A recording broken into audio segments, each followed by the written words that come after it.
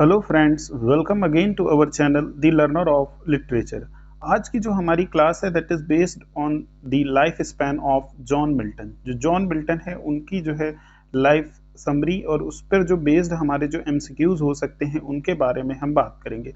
ये जो क्लास है वो बीपीएससी टीआरई 3.0 के स्टूडेंट के पॉइंट ऑफ व्यू से बहुत ही ज़्यादा इंपॉर्टेंट है। इसके अलावा अगर आप यूपी टीजीटी पीजीटी या फिर एलटी ग्रेड की प्रिपरेशन कर रहे हैं then these questions will definitely help you.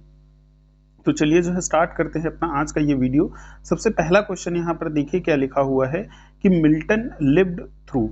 जो मिल्टन है वो किस एज के थे? ऑप्शंस यहाँ पर आपको दे रखे हैं the Elizabethan and Jacobean ages, the Jacobean and Caroline ages, the Caroline and Commonwealth ages, the Caroline Commonwealth and Restoration edges.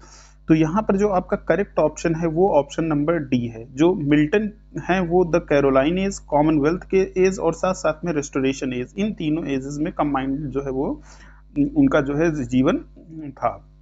आगे देखते हैं question number 2। What post did Milton hold during the Commonwealth government? जब Commonwealth government थी तो उस दौरान जो है मिल्टन किस पोस्ट पर काम कर रहे थे? तो ऑप्शंस हैं आपके personal secretary to Commonwealth, Latin secretary, education secretary या फिर प्योरिटन सेक्रेटरी। तो जो करेक्ट ऑप्शन है यहाँ पर वो जो है he was working as a Latin secretary. ठीक है ना, ध्यान से देख लीजिए इस पॉइंट को। देखिए मिल्टन जो है वो तीन एजेस में इनका लाइफ थी, एक तो कैरोलाइन एज, फिर जो है कॉमनवेल्थ एज और उसके बाद जो है रेस्टोरेशन एज। ठीक है ना, और साथ साथ में जब कॉमनवेल्थ गवर्नमेंट थी जो है तो कॉमनवेल्थ गवर्नमेंट के दौरान ये जो है लैटिन सेक्रेटरी के रूप में गवर्नमेंट में काम कर रहे थे।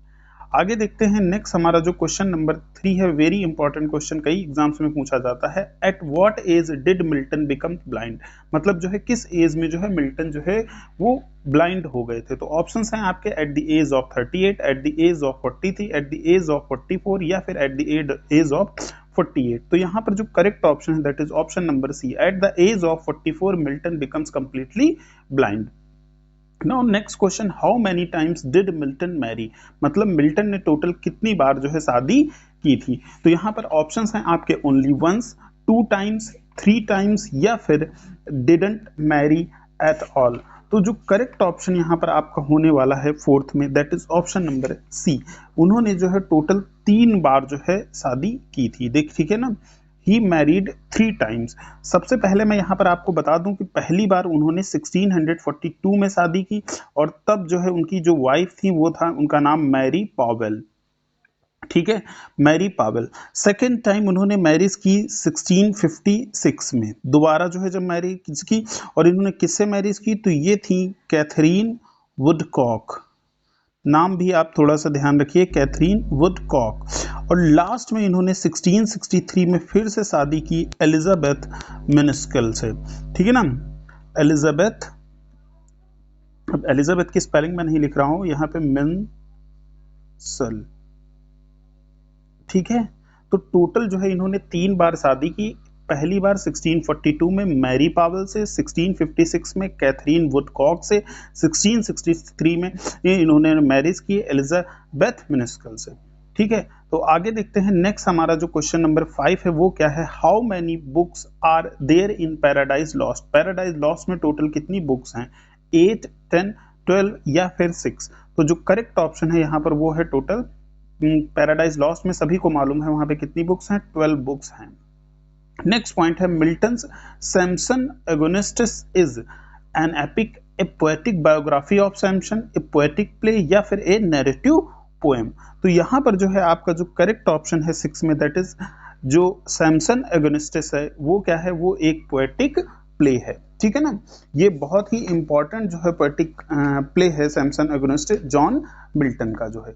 बहुत ही ज्यादा एग्जाम में इससे बारे में क्वेश्चंस पूछे जाते हैं। ठीक है ना, इसमें जो है जो मनोवा डेलिलिया का फादर होते हैं, ठीक है ना, और उन्हीं के बारे में जो है ये स्टोरी पूरी जो है प्लॉट की हुई है। सैमसन जो अगोनिस्ट है वो, जो सैमसन होता है उसकी जीवन का जो लास्ट डे होता है, आखिरी दिन होता है, उसी पर ये स्टोरी बेस्ड है, ये पोएटिक प्ले। ठीक है, आगे देखते हैं क्वेश्चन नंबर 7 हमारा। देखिए क्या लिखा हुआ है, मिल्टन रोट एरोपेगेटिका। अब मिल्टन ने एरोपेगेटिका किस लिए लिखा? To defend the cause of the regicides, to condemn the deed of regicides, to defend the people's freedom of speech, to propagate his faith in प्योरिटेनिज्म।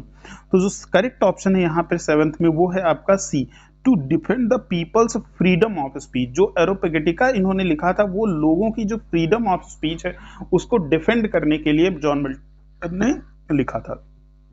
Next जो हमारा क्वेश्चन नंबर 8 है वो देखिए, name the woman whom Samson Agonistes loved and who betrayed him. मतलब जो है आपका अभी हम लोगों ने देखा कि जो सैमसन अगोनिस्ट प्ले है ये जो है जो क्लोजेट ड्रामा है, ये जो है इसमें जो है किसके बारे में बात की गई है? मतलब इसमें जो सैमसन होता है वो किससे प्यार करता है और जो उसे बाद में धोखा दे देती है।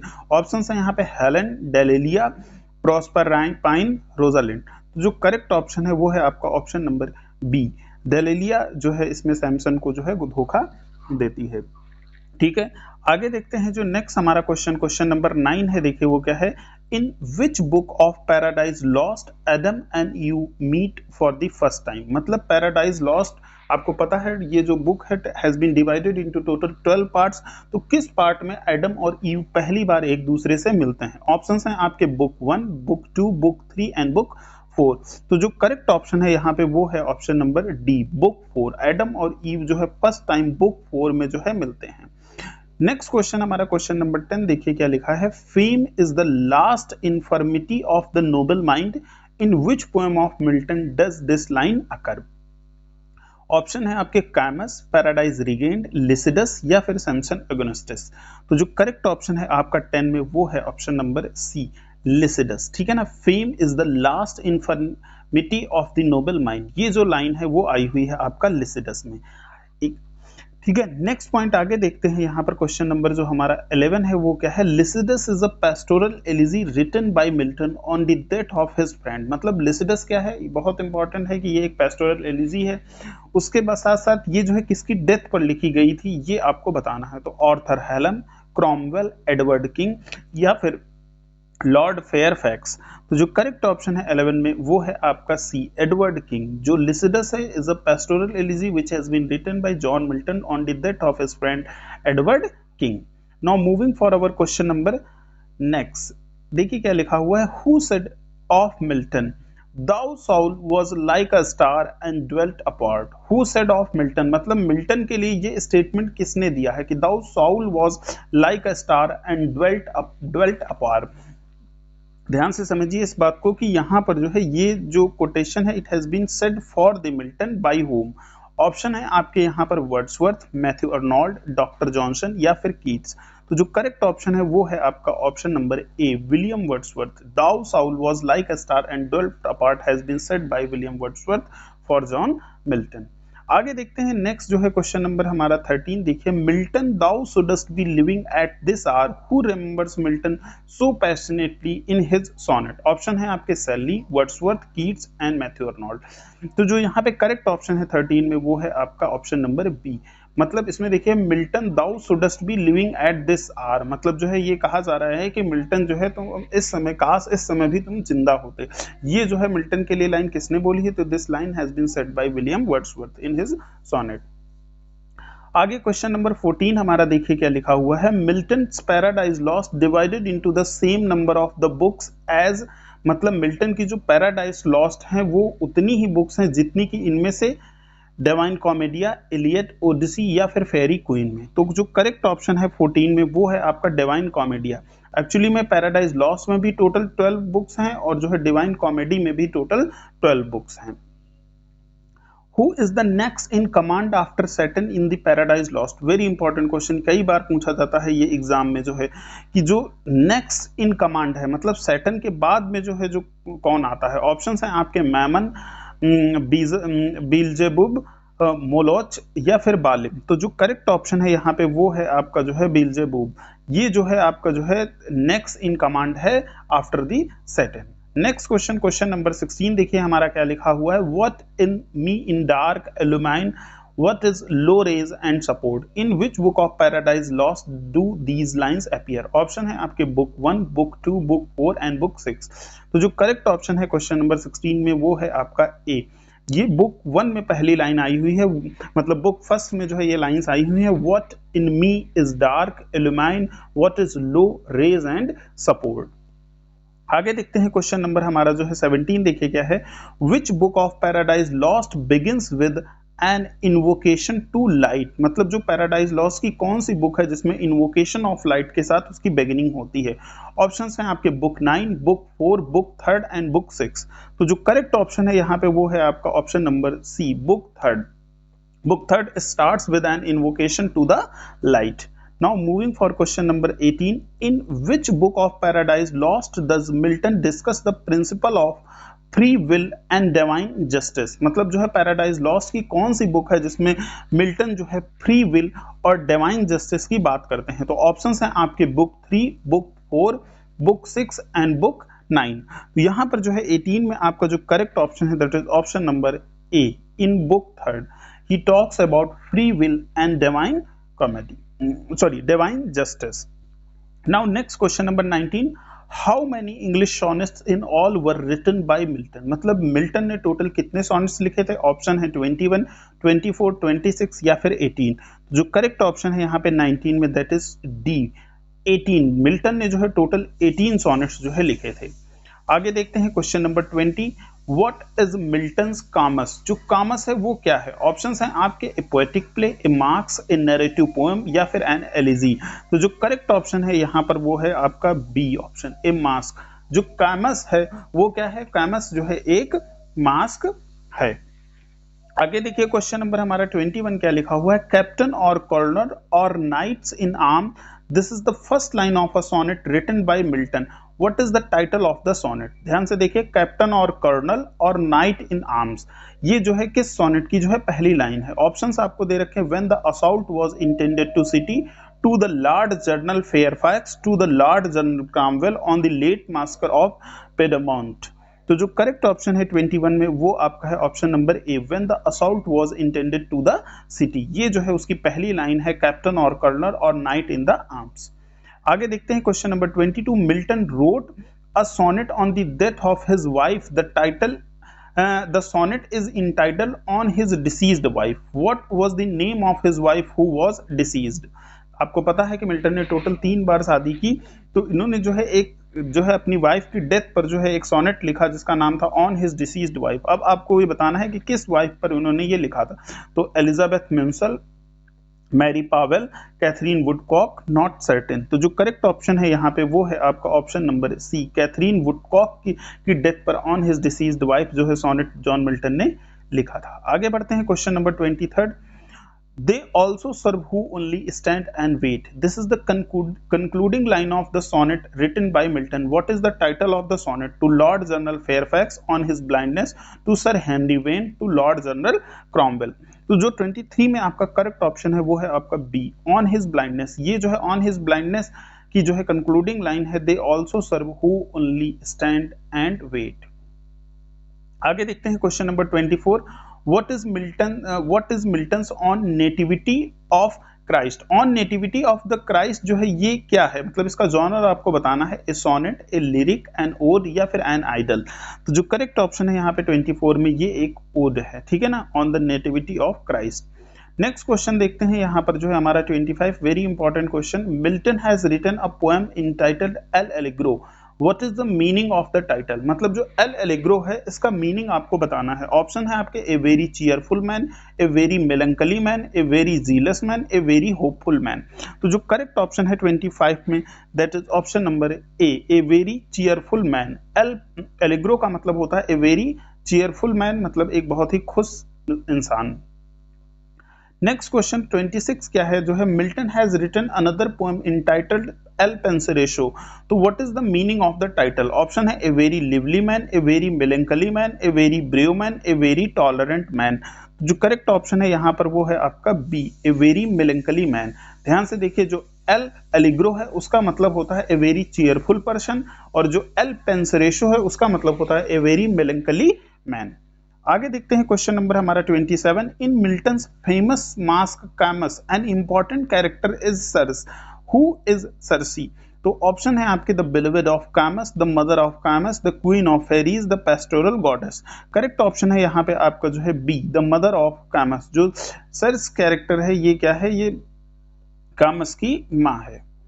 आगे देखते हैं क्वेश्चन नंबर हमारा 28। देखिए, Milton borrowed the theme of कैमस from. जो कैमस की थीम है वो उन्होंने कहां से बोरो की? ऑप्शन है आपके Homer's Iliad, Homer's Odyssey, Virgil's Aeneid, Spenser's Faerie Queene. जो करेक्ट ऑप्शन है यहाँ पे वो है आपका बी, होमर्स ओडिसी। जो कैमस की थीम है वो होमर की ओडिसी से जो है डिराइव है। आगे देखिए question number 29। Milton derived the title for his Areopagitica from the Greek word aeropagus. What was aeropagus? मतलब जो aeropagus है वो उसका मीनिंग क्या है, वो क्या था? तो the Greek God of liberty, A Greek king who supported freedom of speech, a Greek hill where a tribunal for liberty of speech was held, a Greek statesman who championed the cause of liberty of speech। तो 29 में जो correct option है वो है आपका सी, ए Greek हिल। जो एरोपेगस है वो क्या है, वो एक ग्रीक हिल का नाम था जहां पर क्या हुआ था, एक tribunal for liberty of speech was held. मतलब इस हिल पर ही जो है एक तरह से एक मीटिंग की गई थी फ्रीडम ऑफ स्पीच को लेकर के। ठीक है, एक चीज और मैं यहाँ पर आपको ऐड करना चाहूंगा, जो एरोपेगेटिका का पूरा नाम है Areopagitica a speech of John Milton for the liberty of unlicensed printing to the Parliament of England in 1644। और ये जो है प्रोज पॉलेमिकल ट्रैक्ट था, जो है ये 1644 में एक तरह से जो है हुआ था। ठीक है ना, ये भी ध्यान रखना है आपको। और इसमें जो है defence of free speech and liberty of the freedom of press के बारे में बात की गई है। आगे बढ़ते हैं, देखते हैं क्वेश्चन नंबर 30 हमारा क्या है। Milton wrote a large number of political pamphlets and treatise, what were they called. मतलब जो है मिल्टन ने जो है काफी ज्यादा संख्या में जो है पॉलिटिकल पैम्पलेट्स और ट्रीटाइज को लिखा, और इनको क्या कहा जाता है? ऑप्शंस हैं रिव्यू, ट्रैक्ट्स, ऑब्जर्वेशंस या फिर ट्रीटाइज। तो जो करेक्ट ऑप्शन है वो है आपका बी, ट्रैक्ट्स। जो मिल्टन ने जो है पैम्पलेट्स और ट्रीटाइज लिखे उनको हम ट्रैक्ट्स बोलते हैं। आगे देखते हैं क्वेश्चन नंबर हमारा 31 क्या है। Of man's first disobedience and the fruit of that forbidden tree whose mortal state brought death in the world and all over our woe, what fruit was this? Mango, guava, apple or orange? तो सभी को पता है कि it was an apple। ठीक है, Apple को खाने की वजह से ही जो है आदमी जो है पृथ्वी पर आया, ऐसा जो है अकॉर्डिंग टू क्रिश्चियन मैथोलॉजी जो है ये माना जाता है। आगे देखते हैं क्वेश्चन नंबर 32। यहाँ पर क्या है, क्वेश्चन नंबर 32 में देखिए जो है what though the field be lost, all is not lost, the unconquerable will and the study of revenge, who encourage his followers in these words। मतलब जो है ये वर्ड्स कह करके जो है कौन जो है अपने जो फॉलोअर्स हैं उनको जो है एक तरह से जो है उनके अंदर जो है जज्बा पैदा करता था। तो ऑप्शन है आपके जो है सैटन, बिल्जेबूब, मोलोच या फिर बालिम। तो जो करेक्ट ऑप्शन है यहाँ पर ये है आपका सैटन। सैटन ये बोलता था व्हाट दो द फील्ड बी लॉस्ट, मतलब अगर हम मैदान हार गए तो क्या हुआ, ऑल इज नॉट लॉस्ट, सब कुछ नहीं हारे हैं। The unconquerable will and the study of revenge, मतलब हमारे अंदर अभी भी जो है जीतने की जो है एक इच्छा है, विल है, और स्टडी ऑफ रिवेंज, और हमारे अंदर बदला लेने की जो है एक क्षमता है। आगे question number 33। A mind not to be changed by place or time, the mind is its own place and in itself can make a heaven of hell, a hell of heaven।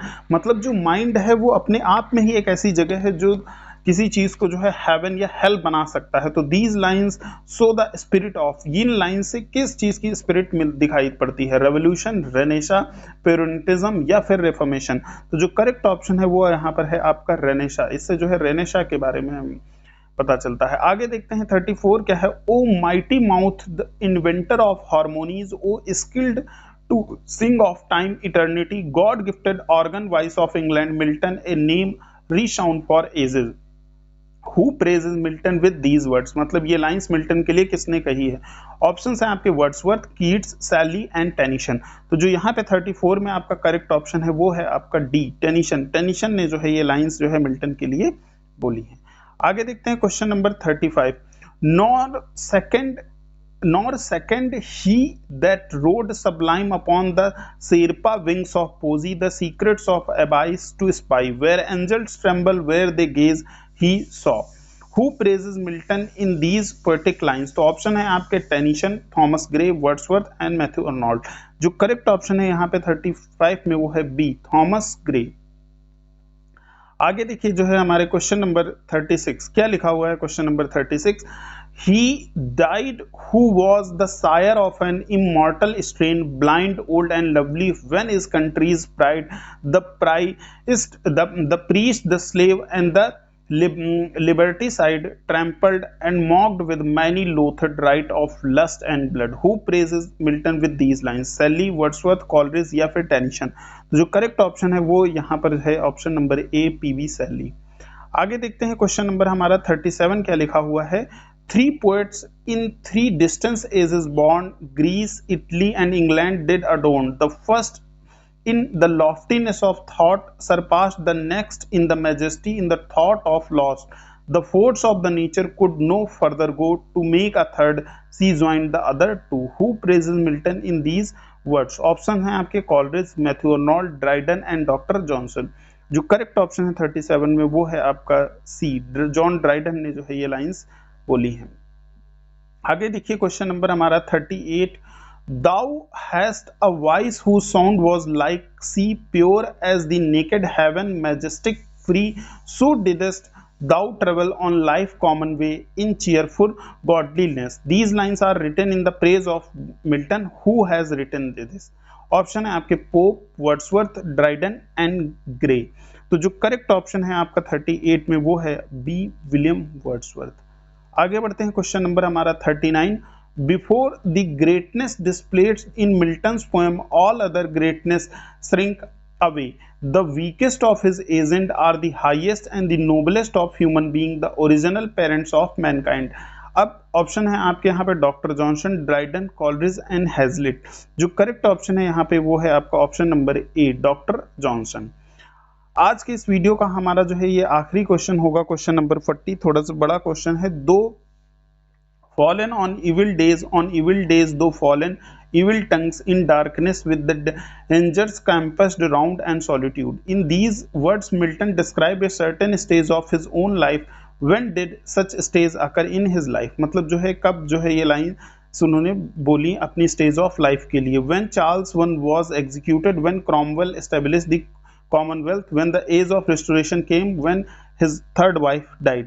तो यहाँ पर जो है when the age of restoration came, तब जो है उन्होंने ये लाइंस बोली थी कि दो फॉलन on evil days दो fallen and evil tongue in the darkness and with danger compassed। तो ये जो है आपके टोटल जो है आज के इस वीडियो में हम लोगों ने जो है टोटल 40 क्वेश्चंस को जो है इसमें डिस्कस कर लिया है। एक थोड़ा सा और जो है मैं एक्स्ट्रा जानकारी आपको दे दूंगा। यहाँ पर जो है देखिए जो जॉन मिल्टन है उनका जो जन्म हुआ था वो हुआ था 1608 में और ये जो है 1674 में इनकी डेथ हो गई थी। ठीक है ना। पहली चीज़ तो ये आपको याद रखना है कि इनका जन्म 1608 एंड ही डाइड इन 1674। और टोटल इनकी जो वाइफ थी वो 3 थी, Mary Powell, Katherine Woodcock and Elizabeth Minshull. मतलब इन्होंने टोटल 3 शादियाँ की जो है, और ये पहली 1642 में, फिर 1656 में, देन 1663 में। ठीक है ना। और इनको जो है एक बिलेटेड एलिजाबेथन पोएट बोला जाता है। ये बहुत क्वेश्चन एग्जाम में पूछा जाता है कि इनको क्या कहा जाता है, तो ये बिलेटेड